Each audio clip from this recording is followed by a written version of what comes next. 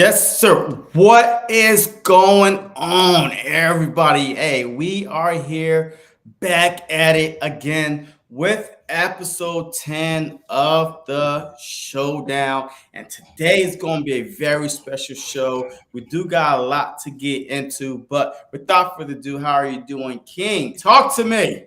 Yizzo, Yizzo, Yizzo. Y'all already know what's going on, man. Before we get into the thick of everything, man, make sure y'all like and comment and subscribing to both of our channels. Um, but I already recorded my Jonathan Gannon thoughts and on that press conference and everything like that. But let's just get into the show, man, because I've been looking forward to this, holding back some stuff that I wanted to say on here. Yeah, old Jonathan Cannon, old JG, Johnny G.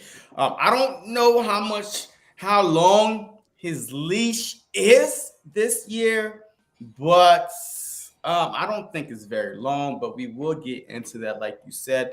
But first thing first, just like King says, man, please make sure you're like, comment, and subscribe to both of our channel. We are live on multiple platforms. I will be dropping the link throughout the show in the chat. So just please make sure this is episode 10, I believe. Look, I'm losing track. Time is flying, but let's go.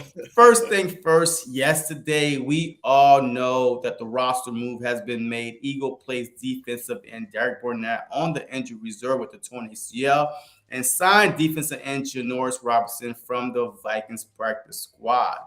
So my question to you, how big of a move is this? And is this some type of gamesmanship? Like, I mean, this guy's on a practice squad. Is he going to be on the field? I don't know. So talk to me about this move right here. Do you like it? Don't like it? Is what it is? What? It's reinsurance. That's all it is. It's reinsurance for the Derek Barnett injury, man. I think that it's funny that we're playing the Vikings and we got him off the Vikings practice squad. I think that's hilarious, man.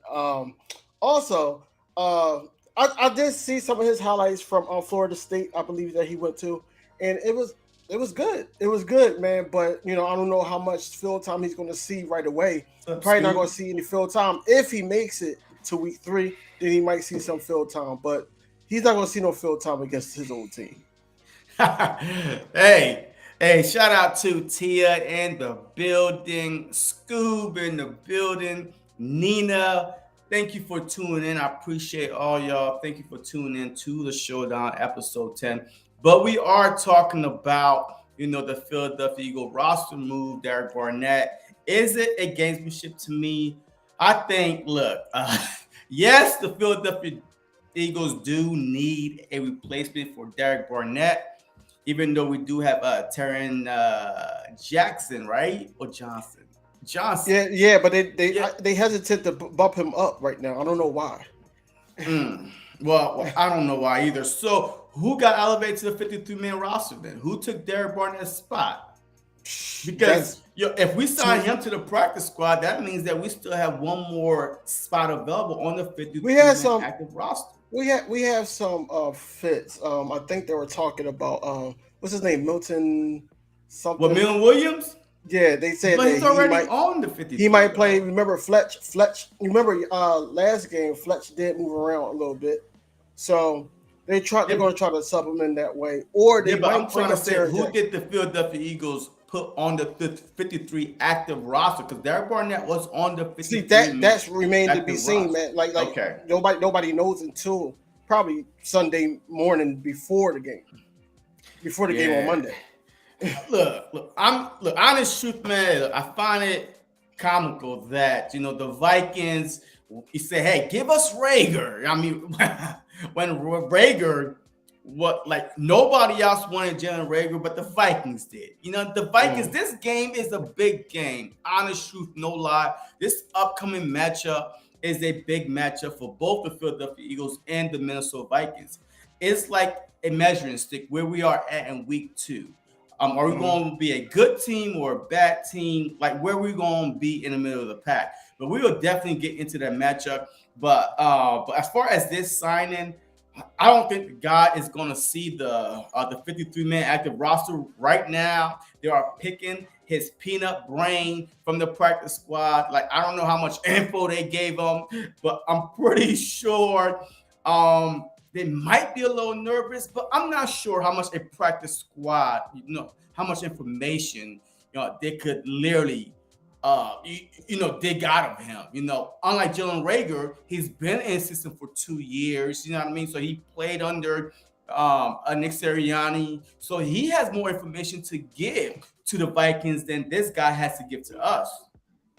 Facts, and that's what I'm saying. That this guy probably didn't know too much about their their schemes or anything like that. So if that was what the plan was, then I don't know why. Because JPP is still out there, a veteran that knows his way around the field and things like that. I think that that's who we should have went after. But these are the experts, right? Yeah, and you know what, man? Like honest truth, I think a JPP or any of these veterans that are capable of playing right now is still out there. I think before the trade deadline, if we are in contention, which I think we will be, you know what I mean? I think we will go out and add a JPP because you know why? Then they're gonna go, oh my God, yo, we are all in. Yo, our record is 5-1, 6-1, or 4-2. Let's go out and pay JPP $10 million because that's why he's still out there. He wants to get paid on the shoot. Like, I mean, he's not gonna come here and say, hey, just give me $2 million. He wants the bag, he wants to get paid, unless he just want to come for half a season and then go hit the free agent market after this season starts. But I definitely think there's still moves to be made, especially when they kind of restructured a couple players' contract last week, created about $6-7 million worth of cap space. So there is moves to be made, but is it right now or later?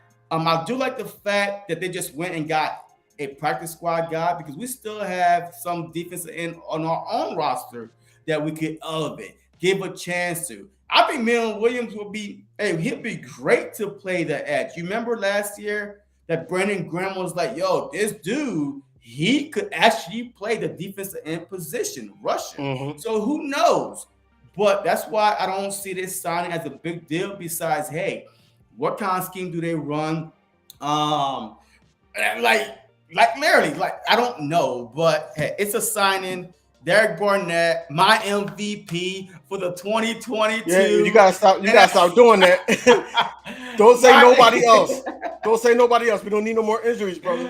Oh man, my MVP for 2022-2023 Eagles season. Hey, went out the window, torn ACL out for the season. But unfortunately, because I really think that he could have been a great piece, especially during the rotation. Now you got to find the next guy that could back up a Sweat and a backup of BG. So we'll see. But let's move on to this past game. We are about to recap Sunday's game real quick. We're probably going to spend about 10 minutes in it. The good, the bad, and the ugly. So first of all, so you want me to go or you go? The good, we're going to start off with the good first. Do you want me to go or you go? Let's play rock, paper, scissors, man. Okay, all right, here we go. Yo, come on, man. Oops, all right, I go. Now you go. Go ahead. No, I go. Go ahead. Man, all right, so the good in this game, of course, it was Jalen Hurts. Being able to get out of situations when everything was crumbling down and making plays, and then it opened up AJ Brown getting his catches, Dallas Goedert getting his catches, then also Miles Sanders went off. So they all the goods on offense. On defense, it was the secondary of James Bradbury and Darius Slay. 1, 2. Marcus Epps. Marcus Epps led the team in tackles. He had 10 tackles, so that's a good sign.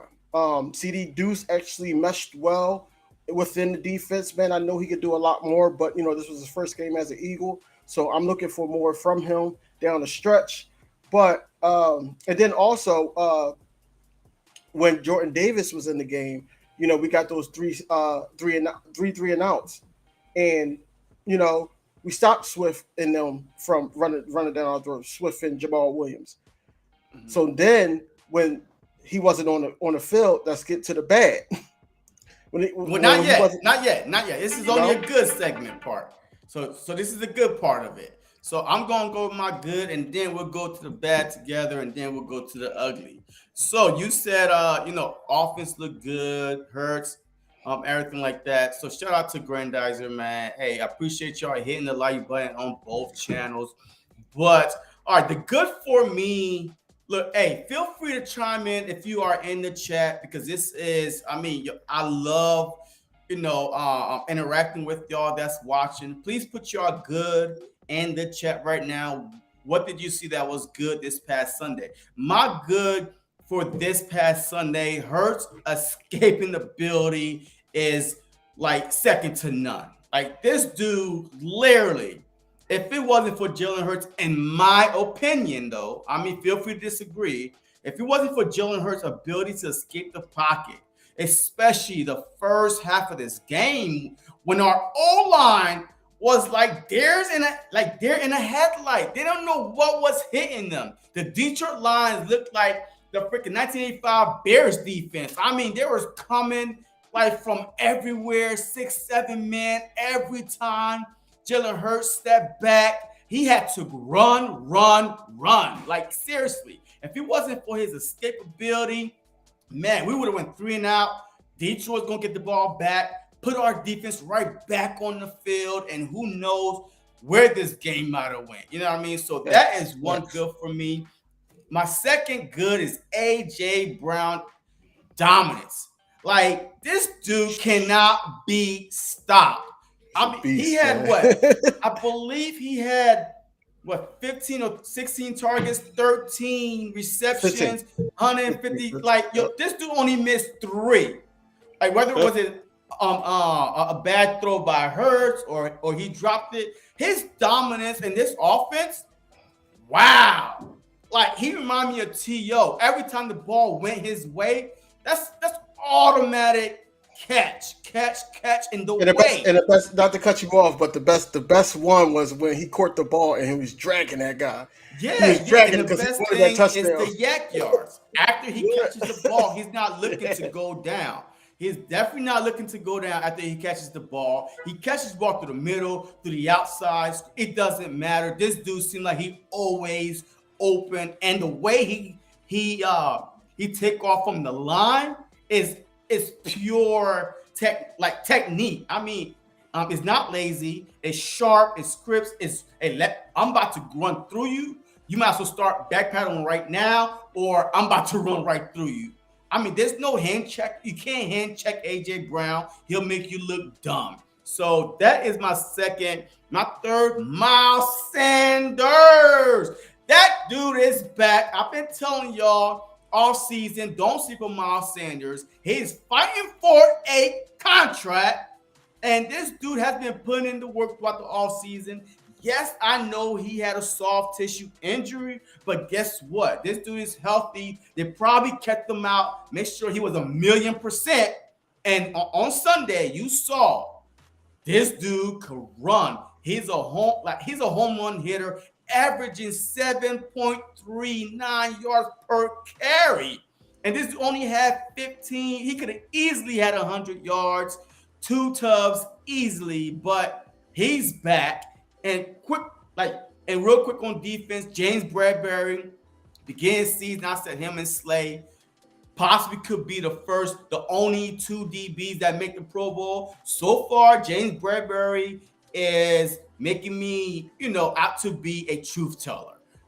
He's a second option, but I'm telling you right now, this dude is a him and Slade together is going to be a great tandem. So those were my goods. But let's go to the bad. Go ahead with the bad, if you must. Pre-game show, we actually had our score predictions, and my score prediction was 35-21. And I told you, I said basically it's going to be 35-14, and the Lions and the Mm-hmm. Lions is going to score. In garbage time, basically. That's exactly what I said. So going into the fourth quarter, we were up 38-17, I believe, something like that. But JG got on his press conference today and said that he let the foot off the gas. He basically started playing that soft coverage, prevent defense, and they ended up with 35 points. That's the first thing. The second thing is our team. I understand that we have a whole bunch of new guys. Um,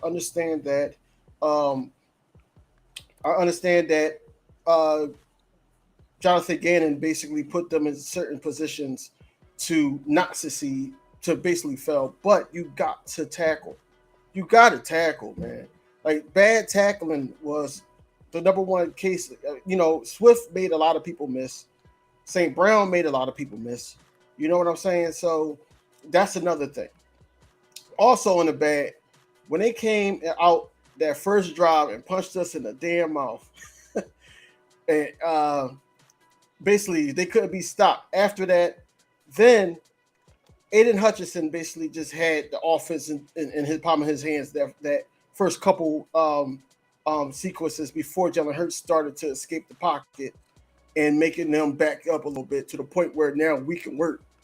I seen it all, but that's the bads for me. Jonathan Gannon's play calling basically screwed us over. On top of that, bad tackling, and our O line was not prepared for Aiden Hutchinson. And him being a rookie is one thing, but him being young and having them young legs against some of those old linemen, it's another. So that was the bad for me, but I think they clean that up this next game, and we get into that a little later. Okay, yeah, yeah. Hey, shout out to everybody that's in the chat, man. Putting their good in the comments.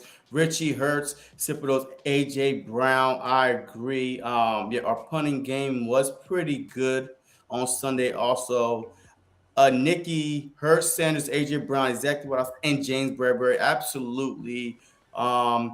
She said the bad was the run D, Gannon scheme, and fourth quarter performance. I cannot disagree It's with basically what you. I said in a nutshell. Yeah, yeah, I cannot disagree agree with you not one bit. Absolutely hit the nail right on the head. But if y'all watching, please, please, please make sure y'all hit that like button for me, man. It pushes this content out and bring more fans in to watch us talk and recap the Philadelphia Eagles. But shout out to Joseph, my guy. How are you doing, man? Thank you for the 10 super sticker per character, jumping up and down, saying number one fan.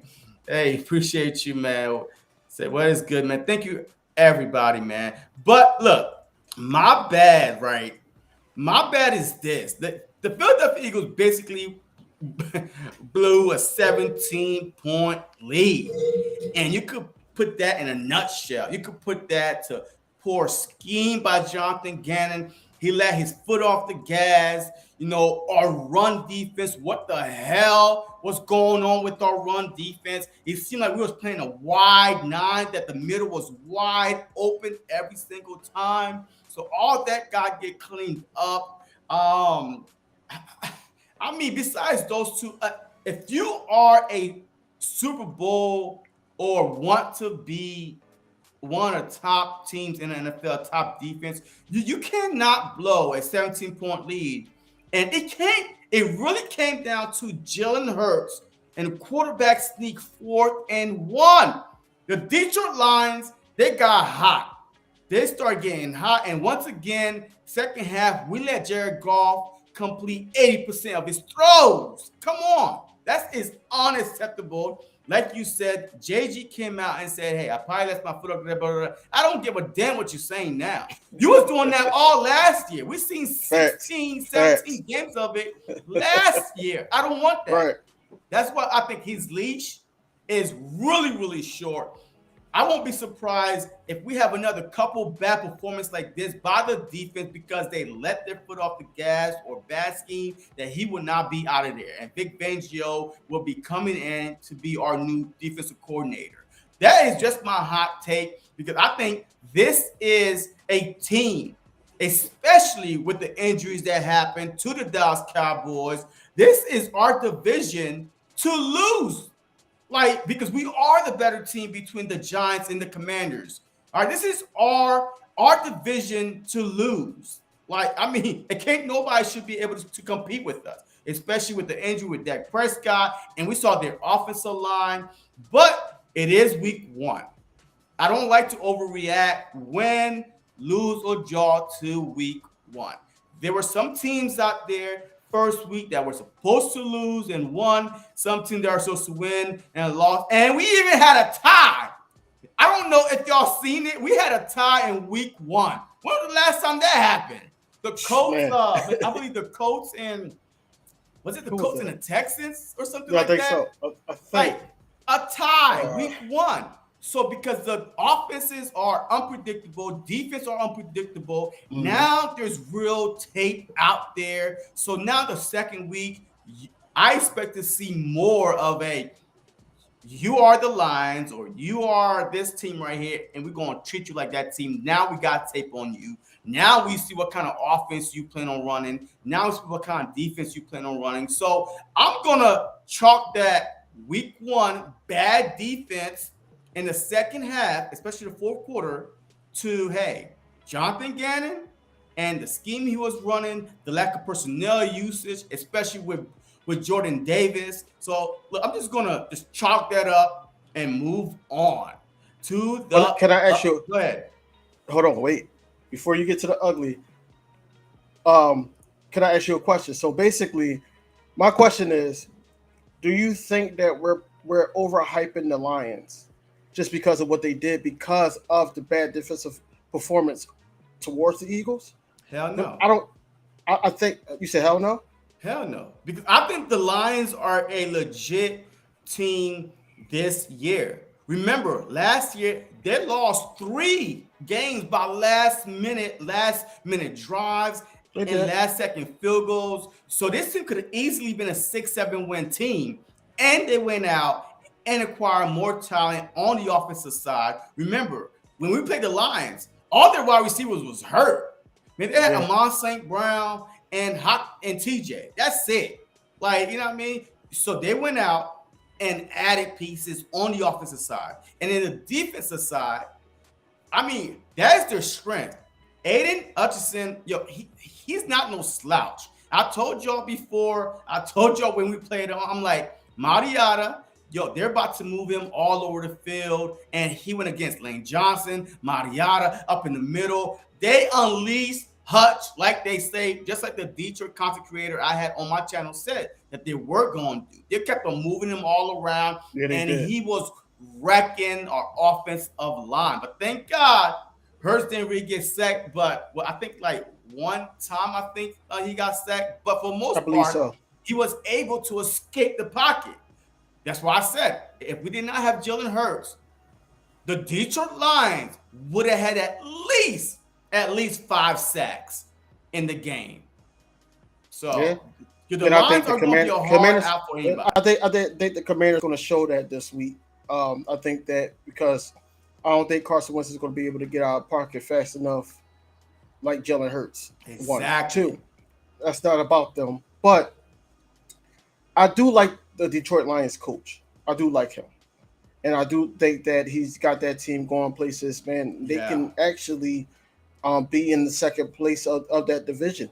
I would be shocked, man, because I'm not going to sit up there and give them the first slot yet, but second, probably, yeah. So I think they are going to be on their way to a victory against Washington this upcoming Sunday. But going on through the season, who knows? Who knows? But look, they deserve to win, and I think next week will be that win, that first one. Yeah, I agree.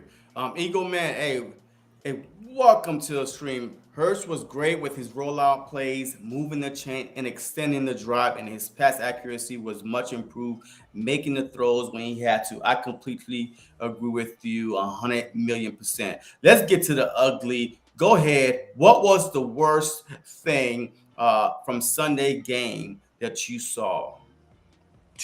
The worst. Or concerning? Like ugly part of this game? Basically, the insert and benching of Jordan Davis. You know, when I understand that he's a rookie and he needs to learn certain things or whatever like that. And then there was this thing about him only playing being a 3 down man, whereas though that he don't play all 4 downs or he gets tired too quick, things like that. But when he was on the field, we was effective in stopping the run. And then you go away from that. It doesn't take rocket science to figure that out. Like, hey, we could stop this from happening. Let's stop it. No, you take the band-aid off, continue the bleeding, and now the Lions get 35 points.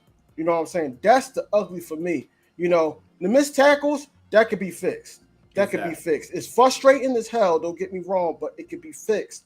But bad play calling can't be fixed if you're stuck in your ways. You came out, like JG came out and basically said that he had a conversation with Vic and basically was saying that he got to allow the players to play their game. Well, this was week 1 and you didn't allow the players to play their game, period. Mm-hmm. And I said it on my channel. I think that this defense with the talent that they have and everything like that, I think they're going to bail this man out, and I don't like it. They're going to bail him out a lot because that wasn't part of his game plan. With that pick 6, that wasn't his game plan. That was just pure talent of what happened. That wasn't him. Yeah. Okay. So that's my ugly.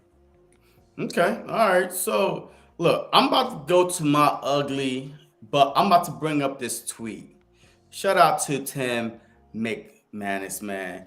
Jared Goff faced 6 bullets on Sunday, per ESPN stats and info, tied for the 5th fewest among Week 1 quarterback. The Eagles registered 6 quarterback contact on him, tied for the 3rd fewest in the NFL. Goff got the ball out in 2.47 seconds on average, tied for the quickest in the league. Look, let me tell you right now. And then to follow that up, not enough heat on quarterbacks, plus too much cushion underneath, recurring theme with this defense. That was an ugly thing for me. That was an ugly part for me. All right. Not pressuring. Last year, we had the same freaking issue last year. All right. We still got the same players starting this year. What the hell make you think is going to change? The only time we got pressure last year was when what? We had 5 men in the box. Bring that extra man. Where was Hassan Reddick? That's what I was hoping to see, him being that 5th extra man. You know what I mean? He could dominate if he's a 5th extra man. So you kept the same exact front 4 that you had last year.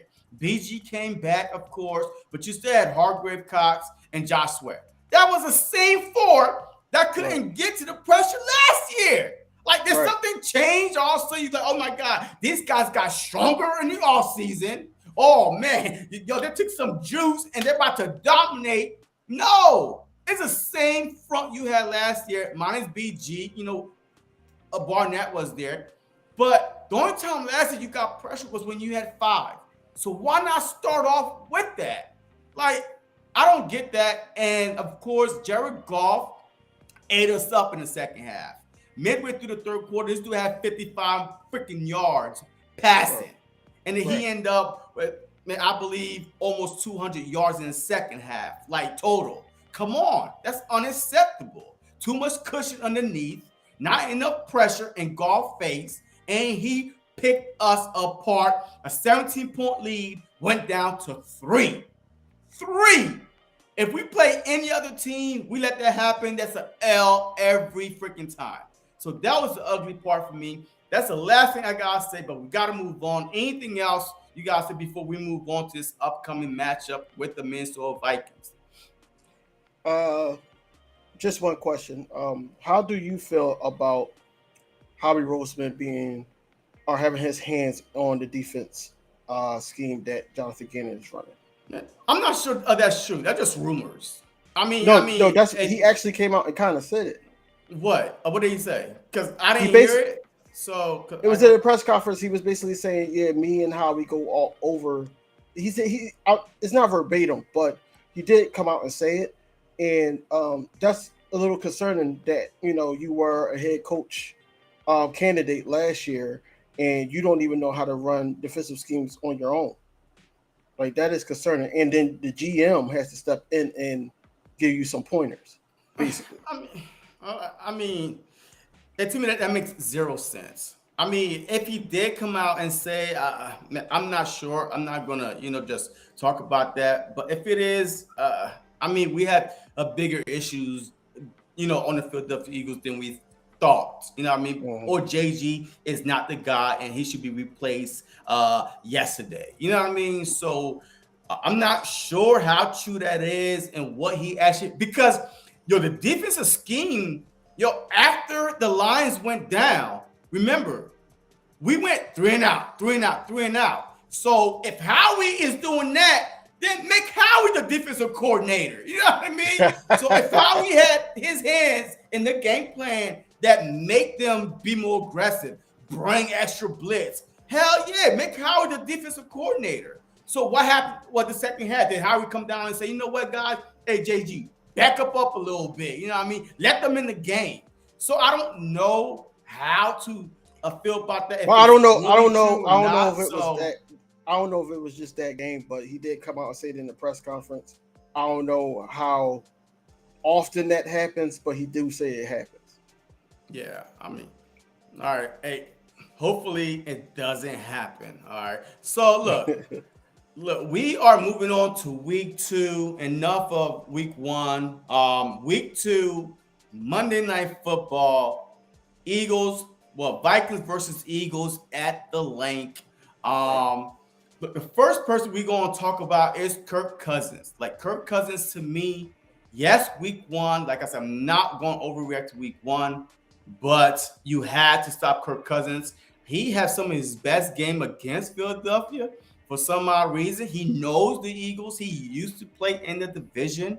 So, what do we have to do in order to make Kirk Cousins look like Case Keenum from the last time the Vikings came to the link and blew them out?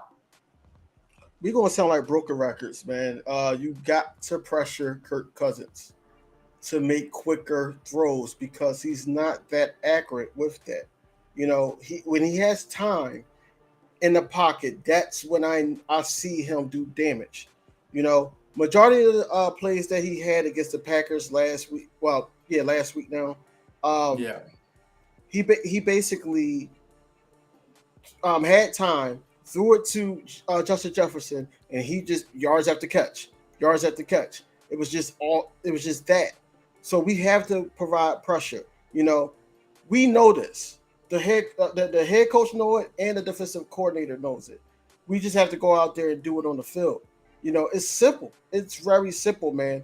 Um, also, we got to look out for Dalvin Cook. That's one thing that we got. We got to look out for Dalvin Cook, and that's the two things that has to happen. We got to pressure Kirk Cousins, and we got to look out for Dalvin Cook because if we don't look out for Dalvin Cook, then Dalvin Cook becomes someone that we got to worry about to the point where we're not worried about Kirk Cousins anymore, and then Kirk Cousins just could have a field day, especially with this Jonathan Gannon defense. Look, Kirk Cousins to me, man, he's one of those quarterbacks that can get hot. All right. So this is his stats from this past Sunday: 23 for 32, 277 yards, no interception, got sacked one time, but a quarterback rating of 80. But the most alarming part to that is this. If you look, he had 277, correct?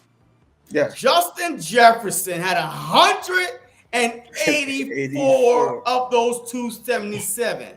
That means Kirk to Justin Jefferson is going to be a problem, and it is real. Okay. So Justin Jefferson, yes, he was running for some odd reason. The Green Bay Packers forgot that his name was JJ.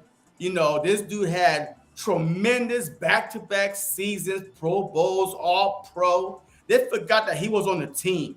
This dude was 11 targets, 9 receptions, almost 200 freaking yards. Average is 20. That's 2 first downs every time this dude catches a ball. Like this Facts. dude had 2 touchdowns.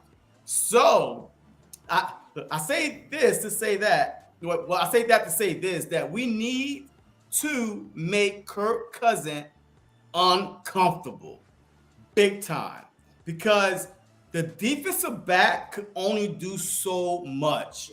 If he has, if we don't look, the Eagles got 1 sack against Jared Goff, and it's because the ball was low. The center stepped the ball low. He rolled around. Jared Goff picked it up. He was like confused by the time he looked up. Brandon Graham and Fletcher Cox was sacking him. That's the only sack. If we give Kirk Cousins, if we don't sack him at least 5 times and hit him over and over again, Justin Jefferson is going to run wild, because it's unfair for the DB. You can only cover him for so long. I'm a defensive back guy. And look, I'm telling you right now, the offensive player always have the advantage. They know the route. Like, they know where they're going. They know what to do when the plays start breaking down. Like, you can only do so much, especially if it's not man. Look, if Justin Jefferson, if we playing man and Justin Jefferson, is sitting in the zone, like, it basically take me out of what I was playing, because somebody else could, come on his side and take me deep. So I'm telling you right now, we need to pressure Kirk Cousins. If not, he's gonna have a hell of a night at the length. But that's not even my biggest problem. If we cover him, Adam Thielen, he's also a reliable wide receiver that Kirk Cousins had rapport with. That was his number one guy a couple years ago before Justin Jefferson comes. So Kirk Cousins got multiple weapons that we need to pressure him.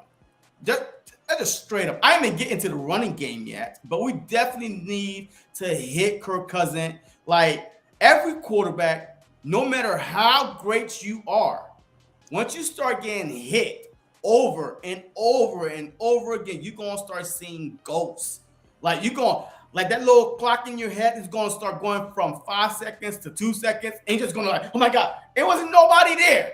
Incomplete pass, because he's tired of getting hit. And it hurts, especially on Monday Night Football. Thank God it's not too cold yet. But especially when it start getting cold in the wintertime, start getting hit, it hurts. So we need to pressure Kirk Cousins. We need to be in his face. Even if we don't sack him, and give him a little shoulder. And give him a little extra push.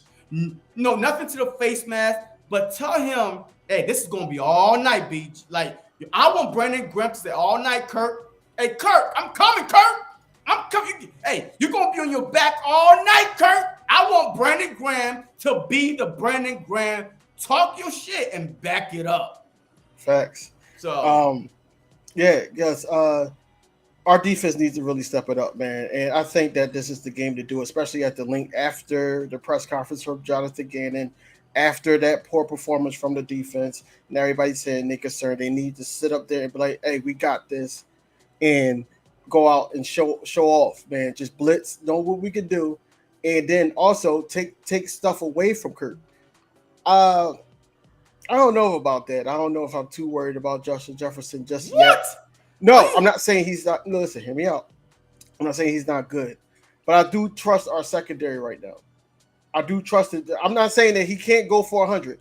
I'm just saying that I'm not too worried about him. You better worry about 200. Talking about 100. Yo, he get 100. Hey, as soon as he wakes up, he already got 100 yards. 184 came from, like, so the Packers' best cornerback was Jared Alexander, right?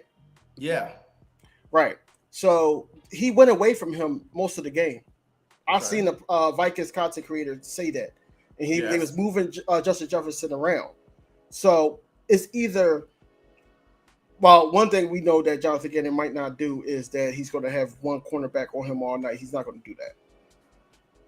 But we got to be aware of where he's at on the field. I'm not stupid, but at the same time, I'm not going to sit up there and say he could destroy us himself, because I trust our guys to basically come and play, especially at the link. I I can't hear say that you. right now. I guess you wasn't listening to me when I said that the DBs can only do so much if we don't get pressure on Kirk Cousins. So it doesn't matter if our guys come and play or not.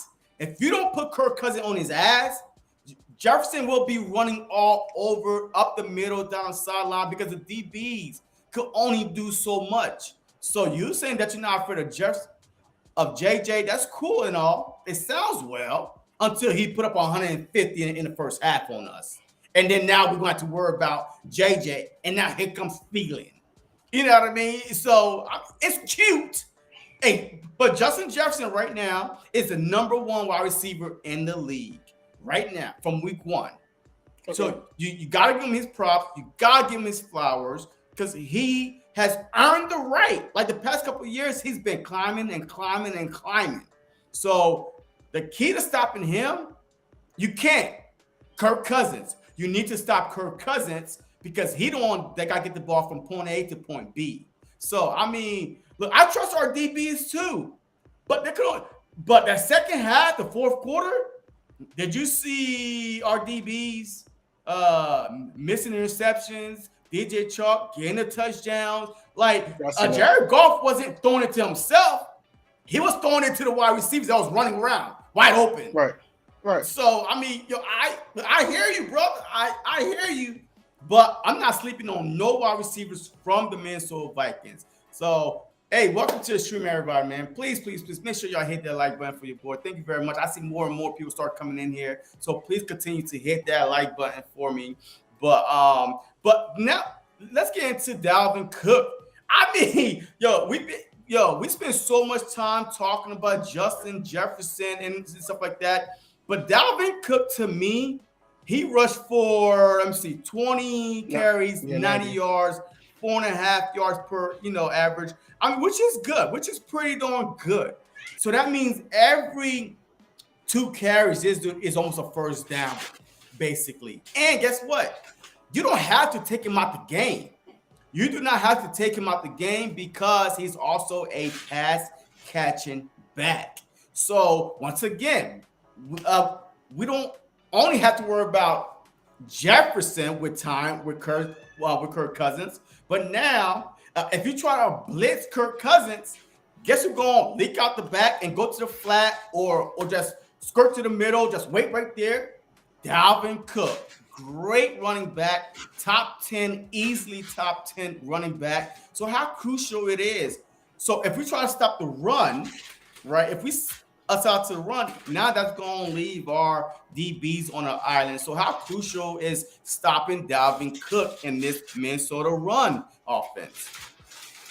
Like I said, I think that's very crucial because Dalvin Cook is not Swift. He's way better than Swift. Way so yeah. So I really believe that Dalvin Cook is the answer at this point. He's the answer. He's the answer first. And then it's Kirk Cousins.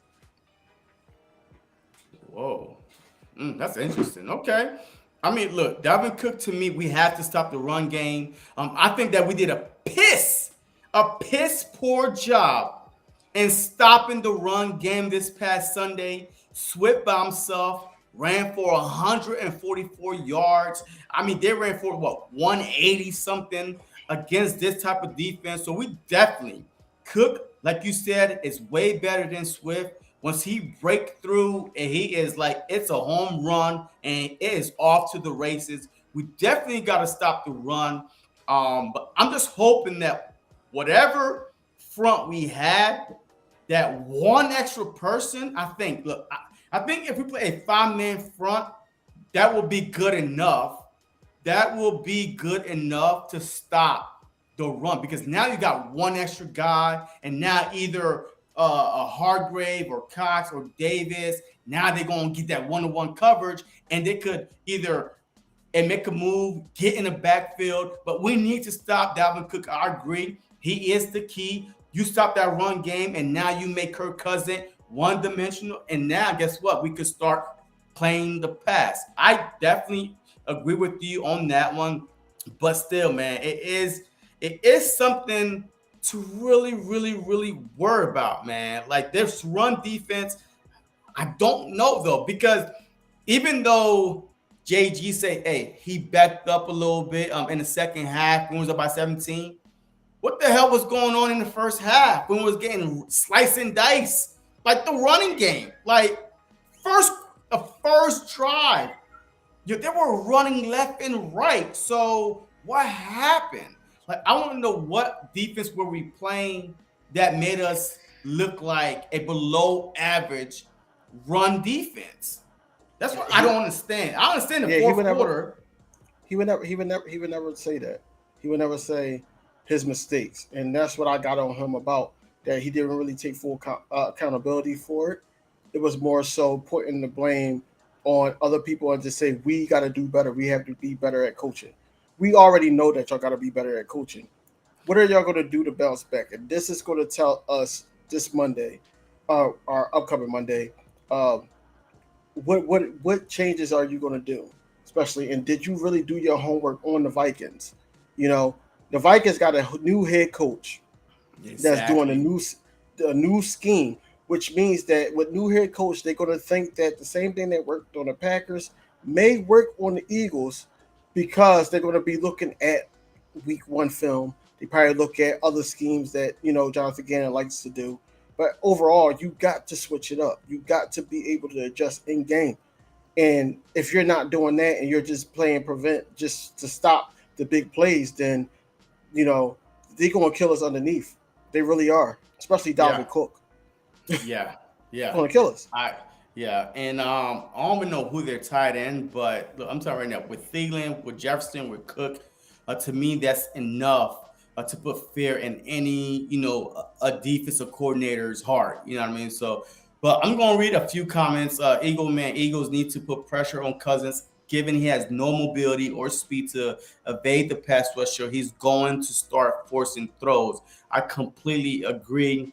JC, it takes more than a year to heal and feel comfort with that your body's okay with BG. Yeah, I mean, yeah, I didn't say that nothing was wrong. I'm just saying that we had the same guys from last year. We could not get to the quarterback. So what made you think the same four? I mean, one they got a year older. So what made you think that the same four could get to the quarterback now? I mean, you just need that other, that extra rusher to be able to even it out a little bit, just balance it out because they got five already. Like they got five on the offensive line, you got four.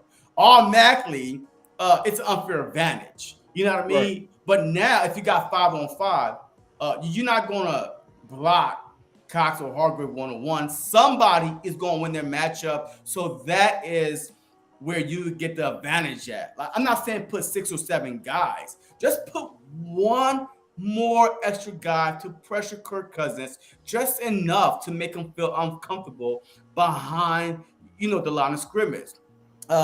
Nina, Jefferson ain't going to be that wide open Monday night. Look, I'm hoping not. Like, I really, and just like King says, he feel comfortable with our secondary. But like I said, the offense will always have an advantage. They know the route, they know how to get open. And guess what? The way the NFL is calling these holding penalties, these pass interference, so let's just say this. Hey, he's wide open. All of a sudden, Slay try to come up. Oops, my bad. And takes off and run. You know what I mean? Hey, I'm open because you can't get to the quarterback. And now they're playing street ball because that's how good of a chemistry they have. And now it's not Slay's fault. You know what I mean? Because our defensive line could not get to Kirk Cousins. So that's all I'm saying. So Jefferson got 0 playoff stats. Sorry, JC. I want winners. Can't do it until Jefferson plays. I mean, okay, that's your opinion. I don't know what playoffs have to do with his 180 freaking 4 yards receiving on Sunday, but okay, I respect your opinion. Jefferson is D Hop. Okay, but we are in the regular season. This is week 1, Richard. Come on now. I'm not talking about the play. I'm talking about week 1. This is the regular season. You bringing up playoff stats. What that got to do with right now? This is the regular season. Stop it. Cook can't fumble. Everybody could fumble. Miles Sanders could fumble. Boston Scott could fumble. We've seen it happen. All right, Eagle Man. At Rich MC Cousins only has one playoff win in his 10-year career. I'm surprised that nobody break. Once again, why we are in the playoffs, man? This is week one. This is about to be week two. Why are we talking about playoff stats? Are they good or not in the regular season? We are in the regular season. That's in my check. Are we in the playoffs, King? Not Like, yet.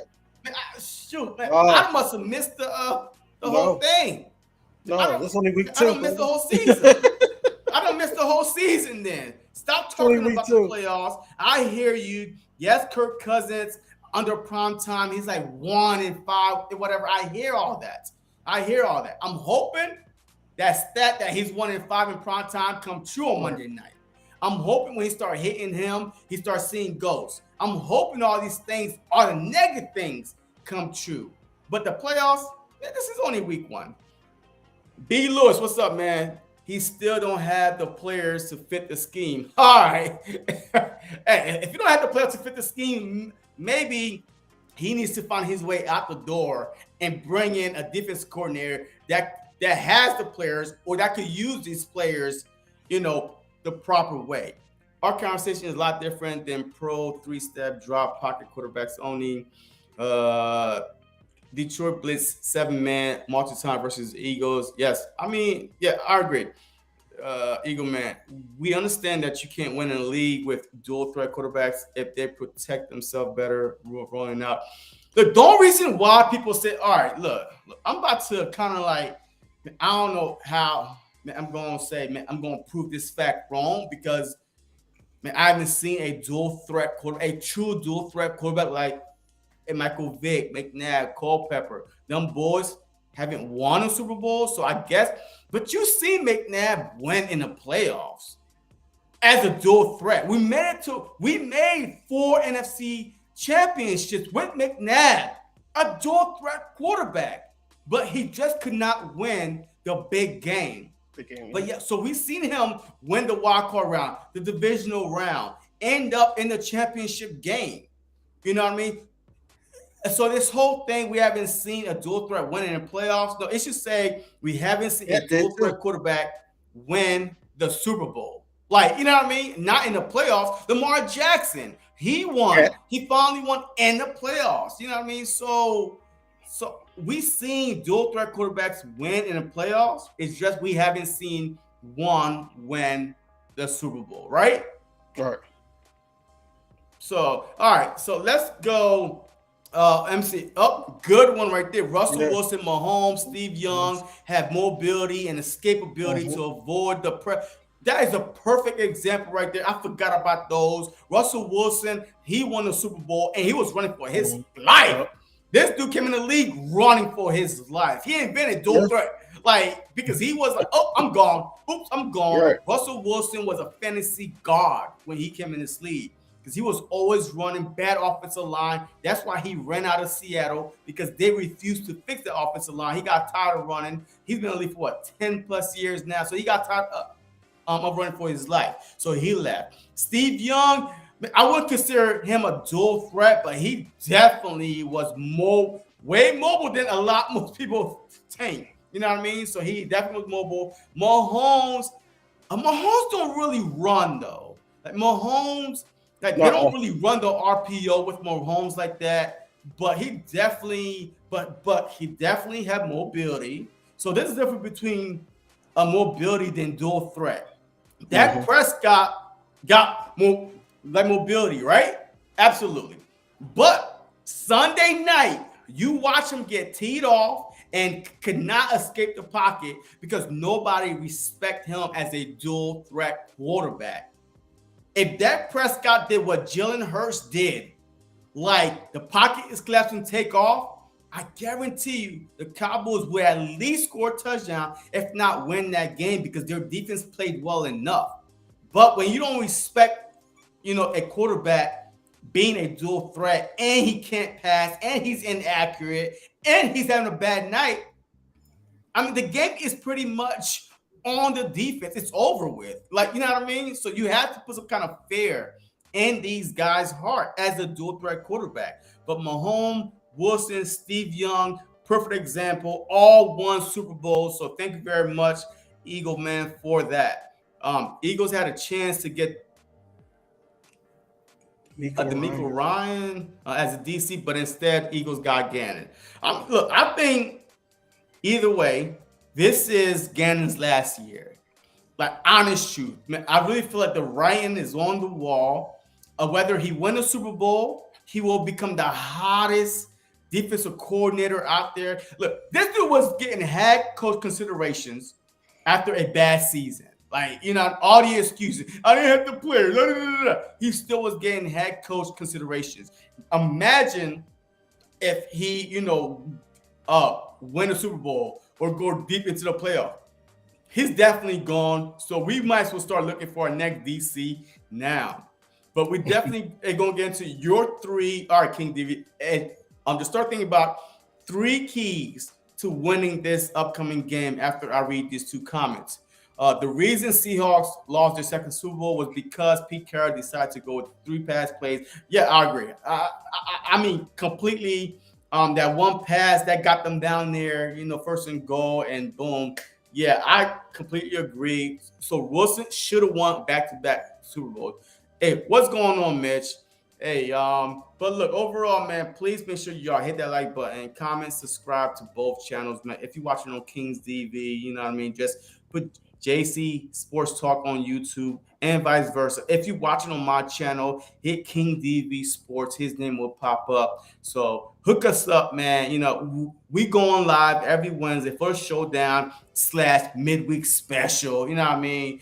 But we definitely, trying to grow this channel. We trying to grow our podcast, and we are also part of a Sunday pregame, show with King Fly John and and the Sports Garage with Tyrone. So definitely want to tune in, subscribe, and hit that like button. But King, 3 keys to winning this upcoming game before we go to your score prediction. We are coming up in an hour. I try not to make this too long, but I love when y'all start asking me questions. We start reading the comments and we get sidetracked. But we're back on the track now. Bring the train back on the road.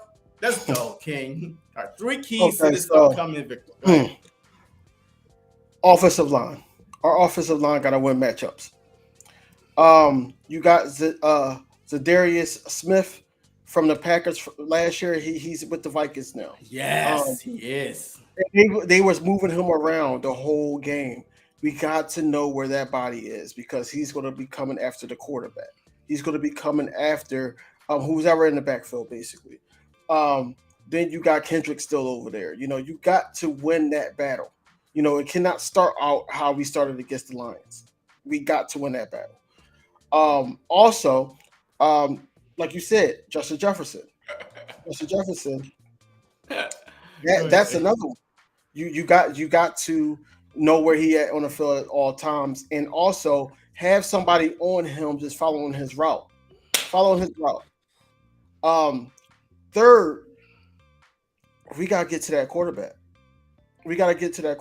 Before he even quit to make a decision to the point where he could throw it to a Dalvin Cook and him do yards after catch, or giving him that time so he can find Justin Jefferson or Adam Thielen or they tight end, things like that. We got to make sure that he doesn't get a chance to make a quick decision.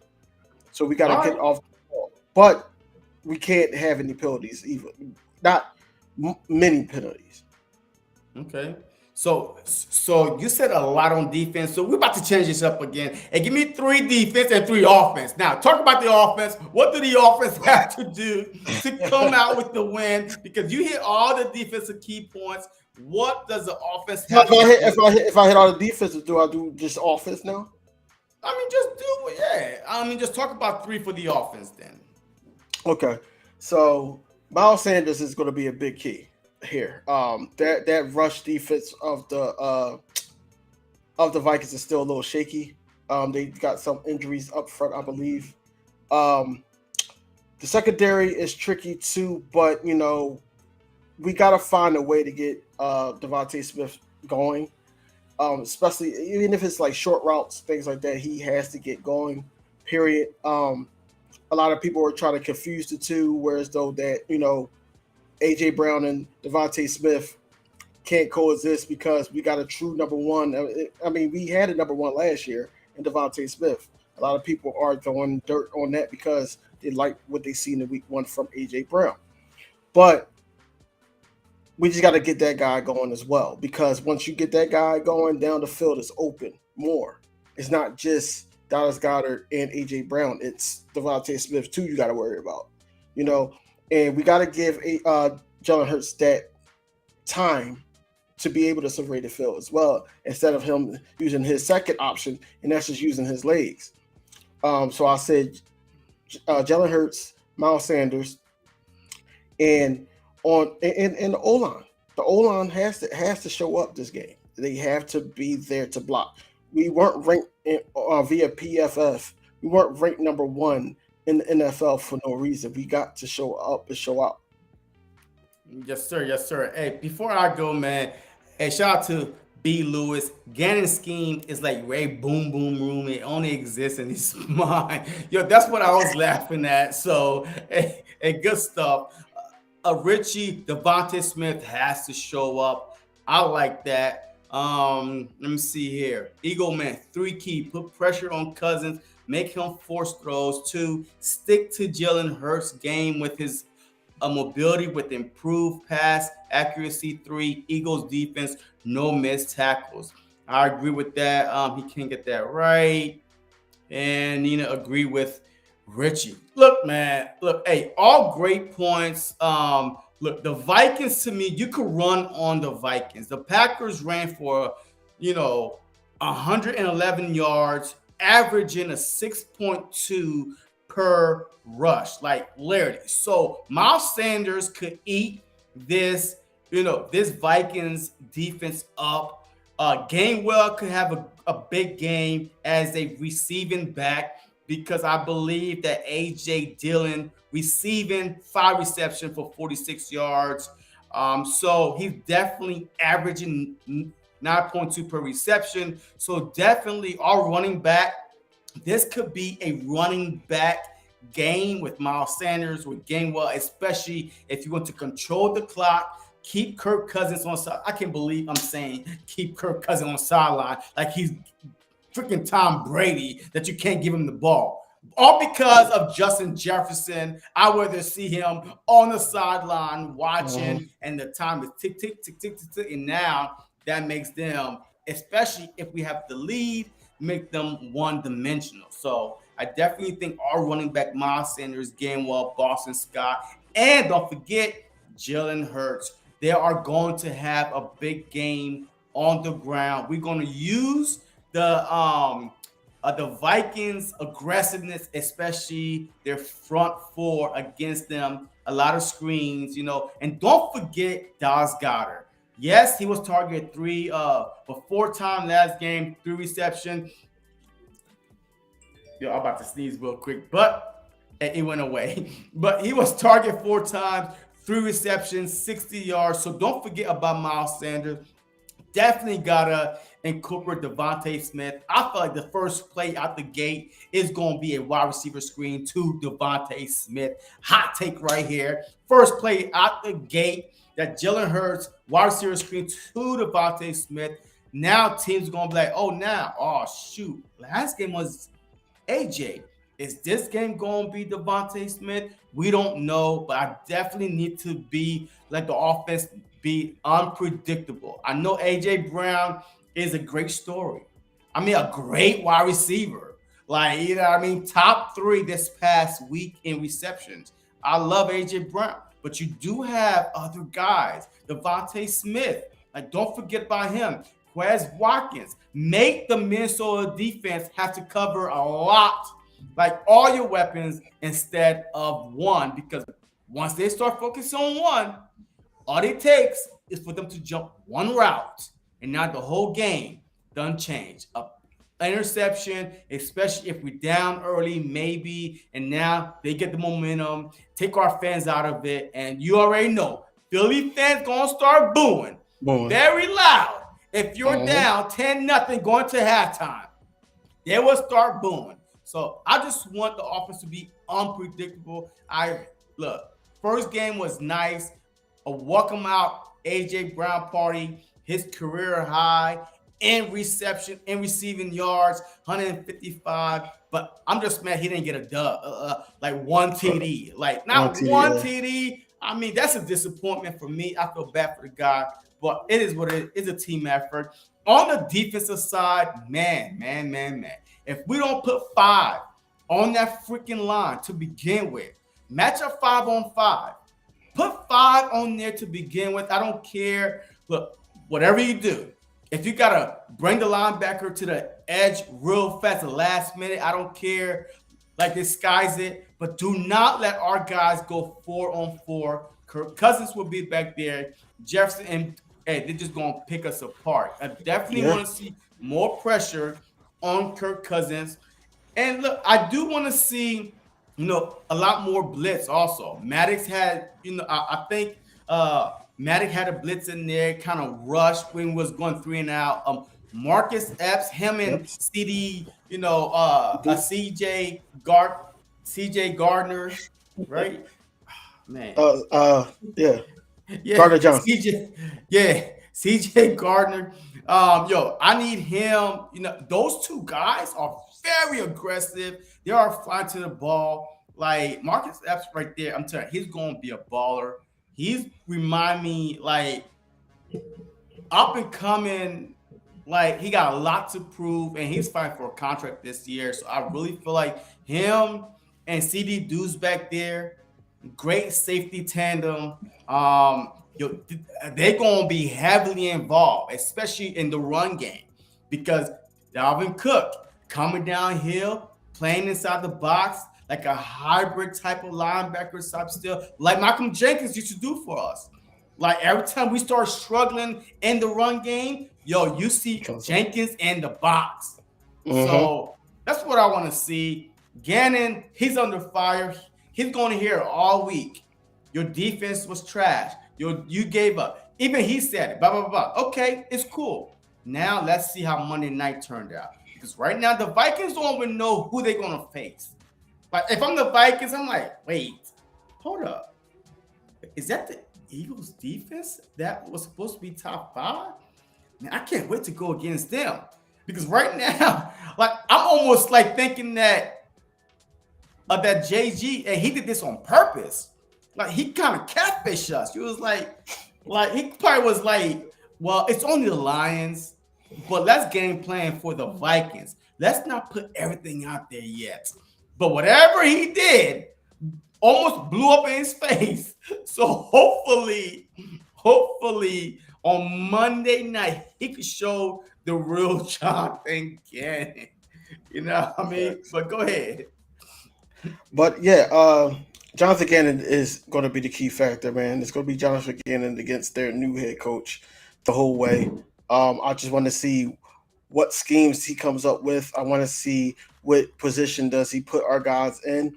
I just don't want to see any or too much of the prevent soft coverage.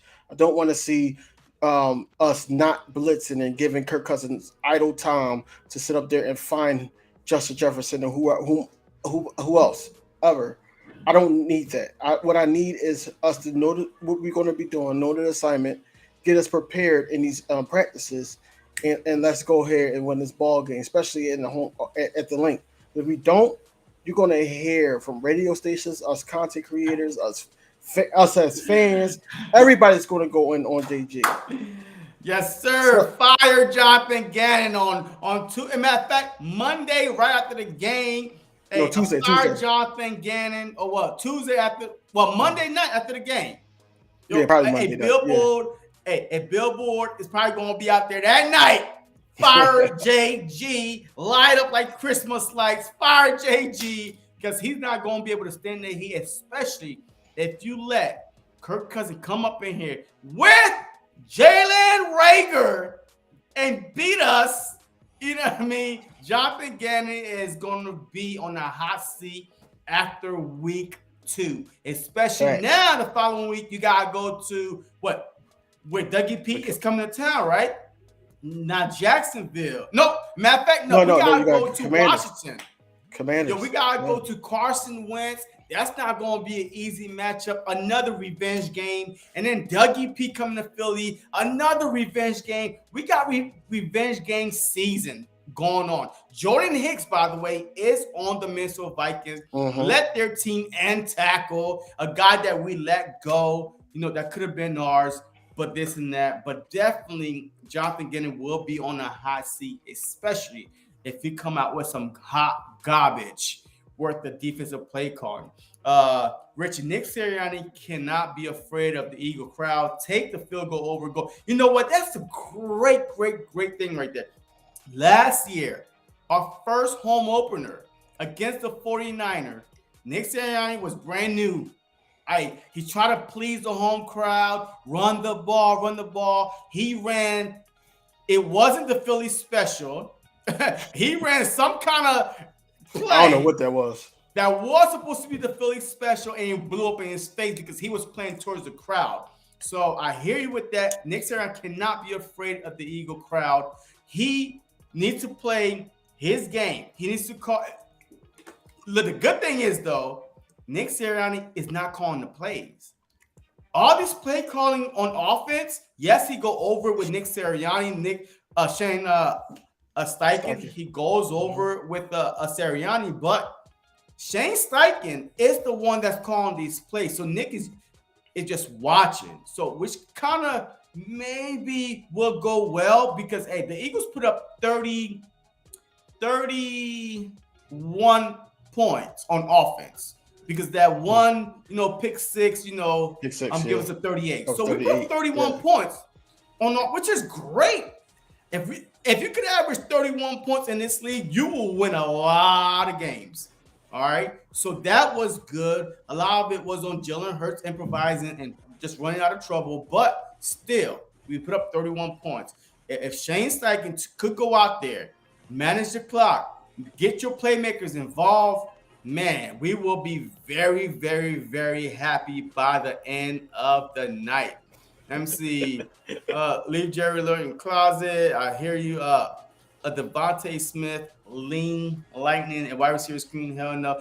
You have to get him involved, man. You know what I mean? Hey, he's one of your best wide receivers. You have to get him involved. Eagles lost Mike Watt for a senior. Look, we did that a lot last year, though. So, I mean, every player is different, but that's part of the Philadelphia Eagles game. You know what I mean? That's an extension to the running game is the wide receiver screen. Quez is wide receiver screen guy. What is good? What's good? Almighty. What's up, man? Look at this too. Sorry, Eagles fans. I hear you, bro. Hey, thanks for tuning in and watching us, two sorry Eagles fans, man. I appreciate you, though. Oh, my friend. Riding high, that 1-0. The Titans kicker got cut for miss. Yeah, facts. But the Giants could have been, look, the Giants and the Commanders escaped because of a stupid field goal kicker. So I ain't been going to go there with them because this ain't no NFC East show. This is the showdown. Rager, I'll be cheering for him to win the battle but lose the war. I agree. Long show. Hey, man, look, once you start talking about the NFL, the Philadelphia Eagles upcoming matchup, hey, you get what you get. It is what it is. If y'all can't stay that long, I appreciate everybody tuning in. Just hit that like button on your way out. But we are about to wrap it up. So let's go to the score prediction and who wins on Monday night. Go ahead, King. This is a very concerning game. I'm gonna just say that. I think that the Vikings is a hell of a talent team. I think they're going to win the North. With that being said, I think that the Eagles is going to win this game 27 to 23. That's how it's going to go down. Wow, okay. 27-23. It's going to be a close game, but Eagles going to pull it out. Oh, man. Yo, this is actually a tough one for me, man. Because of the home crowd. Because of our running ability. If we could not run the ball, I would not pick the Eagles to win this game. But we could run the ball. I feel like that because they let the Packers average over 6 yards per carry on the ground that our running backs, Once again, we rushed for like 240 something yards this past Sunday, by the way. So we're up there. So because we could run the ball and being at home, that's the only two reasons why. And nothing else.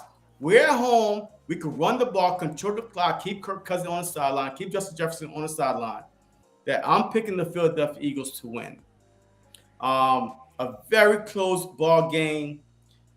I'll pick them to win 28-24. Eagles win. They squeak out a win at home. The defense come up big. Like when I say 28-24, we have 28 points.